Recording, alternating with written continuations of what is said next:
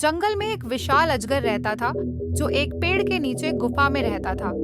वह छोटे छोटे जानवरों का शिकार करता और सोचता कि वह जंगल का सबसे ताकतवर जीव है। उसे लगता था कि कोई भी उसे हरा नहीं सकता। उसकी ताकत के घमंड में एक दिन उसने सोचा कि क्यों ना अपनी ताकत दूसरों को दिखाऊं और उन्हें डराऊं। अगले दिन अजगर एक बड़े भालू के पास गया और उसे लड़ाई के लिए चुनौती दी। भालू ने उसकी चुनौती स्वीकार कर ली। जैसे ही अजगर भालू के करीब आया, भालू ने उसे पकड़कर जंगल की गहराई में फेंक दिया। पर अजगर ने हार मानने से इनकार कर दिया। उसने सोचा कि उसकी किस्मत उस दिन उसके साथ नहीं थी।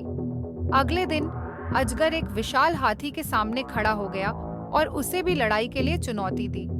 हाथी ने उसकी चुनौती मान ली और लड़ाई शुरू हो गई। जैसे ही अजगर हाथी के पास पहुंचा, हाथी ने अपने विशाल पैरों से उसे कुचल दिया। अजगर वहीं मर गया। इस कहानी से हमें यह सीखने को मिलता है कि किसी को अपनी ताकत का घमंड नहीं करना चाहिए। घमंड हमें सिर्फ हार की ओर ले जाता है। असली ताकत समझदारी और विनम्रता में होती है, न कि दूसरों को नीचा दिखाने में।